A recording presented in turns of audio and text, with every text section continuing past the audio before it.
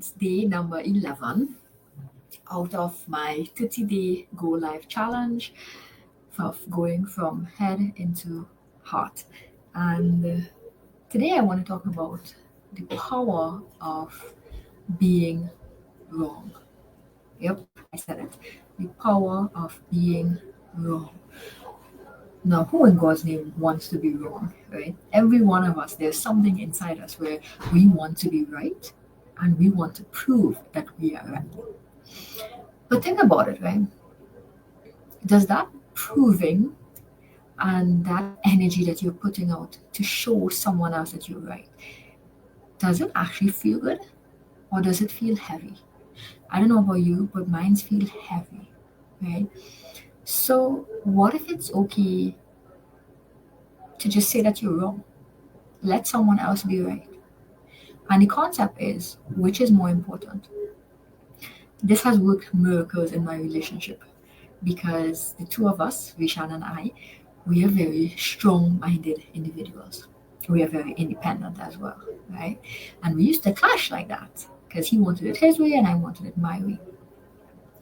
But the truth is, at some point, I learned that would I rather be right or would I rather be in love? And every time we have a tiny argument, which has been getting less and less now because I've changed my approach, he has changed his approach, I realized that what I desire of my relationship is a very long, happy, loving, fun one. And I cannot get that if I'm spending days fighting to be right. Because most of the time it's not anything relevant that's going to impact our lives in a week. Right? So that is the power of being wrong. Is it that you're really wrong? No, but it's acknowledging that I don't need to be right. I don't need to prove to someone that I'm right.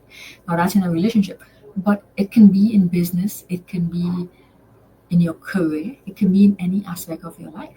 For a career, would you rather be right or would you rather have better working relationships where you can just park all of that shit and go home and enjoy your life? Or do you go home mumbling and grumbling, well, this person said that and they shouldn't have, and I'm right, as in I did this and I did that. It sounds familiar. And I can say that because that's who I used to be. But I'm not anymore. And I'm not because I simply decided that I want to be the best version of myself.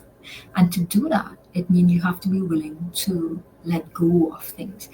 Now, I just want to put in a little disclaimer here. I'm not saying that if you're like in things like an abusive relationship and things like that, you should stay because it's the power of being wrong. No, no, no, no, no. The whole point of this is it's to learn where something isn't serving you anymore, right? If there is a reason where you have to show that you're right because it's at the detriment of yourself or someone else, of course, right? But I'm talking about an everyday life where we spend too much time trying to prove something to someone else when it does not matter, right? That's what I'm talking about. So tell me, how many of you do that, right? How many of you want to prove your point? Or how many of you feel better when someone acknowledges that you're right? But what if you can feel better whether you're right or wrong? What if you can just be in total flow and enjoy more of life, right? Our defense system is so high up where anytime someone says something, we're quick with answers, we're quick to defend ourselves. But I've been learning that life does not have to be where you're on defense mode. My life has become a lot more peaceful. My shoulders have become a lot more relaxed. I don't have tension anymore. I mean, I do sometimes, of course, but it's because I can distinctly tell now, right? I can tell when I'm allowing my mind to take over because everything gets heavy. I go into different lower energies, right? But when I stop and I just let go and let God, I feel an instant shift in my body. I start to love life more. I start to love the process more. And that process is every day, right? Change is the only constant in life, which means we need to learn to love change. We need to learn to deal with those things. You're always going to find someone who wants to be right. So let them. Just let them be who they need to be. But as I'm saying that, at times you don't need to prove that you are right. In the end, it's all going to work out in your favor. In the end, people are going to see that you're right, especially, and they're going to see it so much quicker if you drop that proving energy. They're going to be drawn into, wait a minute, you're making some sense. But when you're fighting them down, their defense mechanism of wanting to be right, even though subconsciously they may know that they're wrong, that defense mechanism is what's going to be butting heads with you. So imagine if there is no head to butt because you just let it go. You help them open up their energy to say, yeah, that person is right. This has helped me tremendously in all aspects of my life. It's an ongoing thing from the moment, and I actually learned it in a Tony Robbins seminar where he asked, would you rather be in love or would you rather be right? And instantly I knew we fight about shit, so I would rather be in love.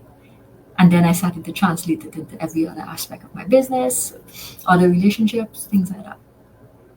And I look back and I think, imagine if I used this concept when I was working in 10 years in the corporate world. It would have made a lot of difference because I spent a lot of time trying to prove something and I never won. I never won because the other people I was opposing, their desire to be right was so much bigger than mine. So by the time I actually let it go, I already did the damage to my body. I already brought that stress on. I already started to hate life and hate my job because I took too long to let it go, basically. So, what would you rather? Would you rather have an enjoyable life or would you rather be right? Something for you guys to think about.